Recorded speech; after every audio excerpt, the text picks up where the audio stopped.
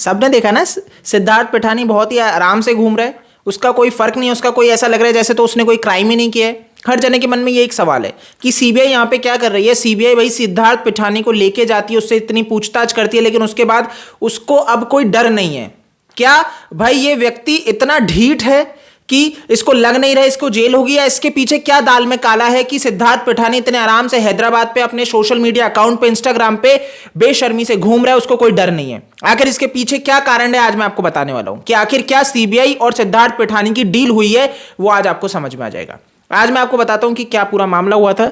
जब सिद्धार्थ पिठानी को बुलाया जाता था पूछताछ के लिए, तब भाई घंटों घंटों इससे पूछताछ हुई है। जैसा कि आपने सिद्धार्थ पिठानी को देखा रिपब्लिक के चैनल पे, जब अर्नब गोस्वामी के समक्ष वो सामने था तब वो डर गया था बुरी तरह। तो सीबीआई के सामने तो ये कितना डरा होगा, आप यहां पे समझ सकते हो।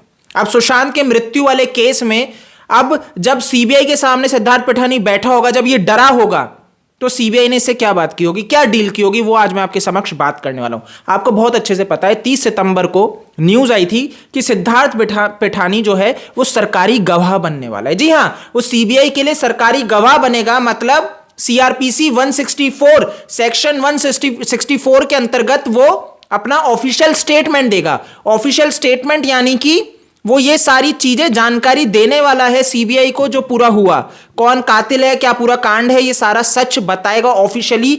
भैया सब लिखा जाएगा। तो उसको सेक्शन 306 जो सीआरपीसी की 306 धारा है, इसके अंतर्गत उसको भैया वो सरकारी गवाह बन जाता है। 164 के अंदर वो भैया अपना बयान दर्ज करवाता है। अब ये 306 के अंदर उसको क्या फायदा मिलता है, अब सोचो कि वो जब सच सब कुछ बता देगा, यानी कि सीबीआई को यहां पे, जैसे कि हम सब जानते हैं, एविडेंस बहुत दिक्कत होते मिलने के लिए, क्योंकि छुपा दिए गए, तोड़ दिए गए, मरोड़ दिए गए, पूरा एविडेंस डिस्ट्रॉय कर दिए गए। हम सब जानते हैं किसने किए, ये भी हम सब अच्छे से जानते हैं।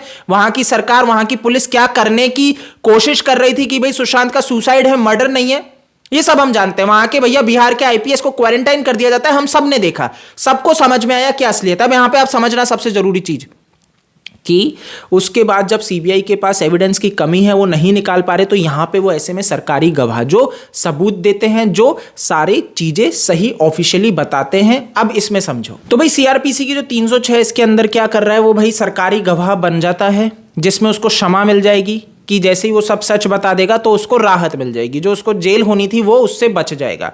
तो यहां पे वो 164 के अंदर सब कुछ बयान देता है, सब सीबीआई को लिखवाता है। ये न्यूज़ में आपको 30 सितंबर को बताया गया था कि ये ऑफिशियल यहाँ पे बयान दे रहा है। तो भाई यहाँ पे आपको न्यूज़ में 30 सितंबर को ये बहुत अच्छे से फ्लैश हुआ, दिखाया गया, बताया गया कि जो सिद्धार्थ पिठानी है वो सीआरपीसी 164 के अंतर्गत ऑफिशियल स्टेटमेंट दर्ज करवाने वाला है, यानी कि जो पूरा कांड हुआ, जो पूरा कुछ हुआ, वो सारा वो ऑफिशियली देने वाला है। अब इसमें उसको एक दिक्कत है, समझो कि आज वो क्यों बहुत अच्छे से घुमा फिर रहा है, क्योंकि अब उसके ऊपर अगर उसने झूठ बोला, वो बदल गया, तो सेक्शन 308 लग जाएगा। अब भैया ये सीआरपीसी की 308 में क्या है, अगर वो बदल जाता है, झूठ बोल देता है और अगर यू टर्न ले लेता है, मतलब 164 में उसने जो बयान दिया था जिसमें उसने बताया था कातिल कौन है, क्या क्या चीजें हैं, अगर वो अब यू टर्न लेता है, तो भैया उसको एक तो भाई सरकारी गवाह बन के झूठ बोलने, गलत बयान देने के उसमें डबल सजा मिल जाएगी, यानी कि सिद्धार्थ पिठानी फंसेगा हर तरह से।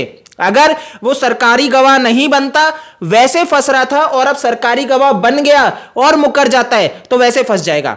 तो ये एक समझने वाली चीज है कि सिद्धार्थ पिठानी क्यों भैया इतना राहत से आराम से चल रहा है, क्योंकि यह संकेत जाता है कि वो सीबीआई के लिए बन चुका है सरकारी गवाह। इन दोनों के बीच में ये डील हो चुकी है, इसीलिए सिद्धार्थ पिठानी को अब डर नहीं है किसी भी तरीके का, उसको भैया अब नहीं पकड़ने के ऊपर बात चल रही है। बहुत अच्छे से देख रहे हो, सिद्धार्थ पिठानी का नाम नहीं आ रहा है, वो बचा हुआ है, वो इन सब चीजों से निकल रहा है, क्योंकि सिद्धार्थ पिठानी ने ऑफिशियली एक वही है, जैसा कि मैंने आपको हर बात बताया कि सिद्धार्थ पिठानी ही था जो सीबीआई के हेड क्वार्टर पे गया और किसी को ले जाए नहीं गया। सिद्धार्थ पिठानी ही है जिसने सेक्शन भैया सीआरपीसी के 164 के अंतर्गत बयान दर्ज किया है, तो उसके साथ छेड़छाड़ नहीं हो सकती, उसको अब बदला या तोड़ा मरोड़ा नहीं जा सकता, ये सबसे अहम है। तो अब अगर ये बदलता है, कोर्ट में बदलता है, झूठ बोलता है, तो इसके ऊपर एक और भैया ये धारा लग जाएगी और भैया इसको डबल सजा हो जाएगी।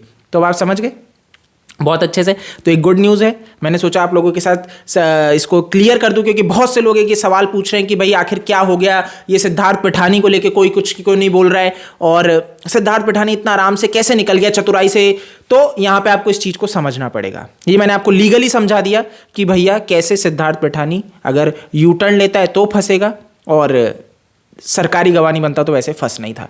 तो यहां पे सीबीआई आपको समझना पड़ेगा, जो काम कर रही है बिल्कुल सही तरीके से कर रही है। आप पास्ट में जो हुआ है उन चीजों को धीरे धीरे भूलते जा रहे हो, तो उसको भैया दिमाग में, मेमोरी में रखना बहुत जरूरी है। इस वीडियो को ज्यादा से ज्यादा लोगों तक शेयर करो, जिससे वो समझ सके कि सिद्धार्थ पिठानी आप जो भूल चुके हो कि भैया ये ऑफिशियल बयान स्टेटमेंट दर्ज करवा चुका है, वो अब क्यों राहत से घूम रहा है। यानी कि सीबीआई के पास बहुत एक्स्ट्रा पता है जो आप मैं नहीं जानते अच्छे से, समझ गए। बाकी आप बिल्कुल भगवान को पकड़ के चलो, क्योंकि अंत में आपको न्याय ही मिलेगा। जैसे कि मैंने आपको बताया, सत्य ही सनातन है, सत्य की ही जीत होती है, मतलब ये यूनिवर्सल ट्रुथ है, असत्य है ही नहीं, समझ गए। सत्य की ही जीत होती है, सत्य कहीं स्टैंड ही नहीं करेगा, वो गिरेगा ही। तो भाई जीत हमारी ही होनी है, क्योंकि हम सत्य के रास्ते पे हैं। तो आपको भैया डरने की आवश्यकता नहीं है, टूटने की आवश्यकता नहीं है, सिर्फ और सिर्फ सत्य बोलने की आवश्यकता है। आप इस वीडियो को ज़्यादा से ज़्यादा शेयर करो, लोगों तक पहुंचाओ, जिससे वो अवेयर हो सके, क्योंकि हमें एकजुट रह के इस विषय में सत्य बोलना है। बाकी आप मेरे को फेसबुक, ट्विटर, इंस्टा पे फॉलो कर सकते हो, वहाँ पे मुझसे जुड़ सकते हो। मेरा जो यूज़र नेम है वो आपको साइड में दिख जाएगा। जय हिंद।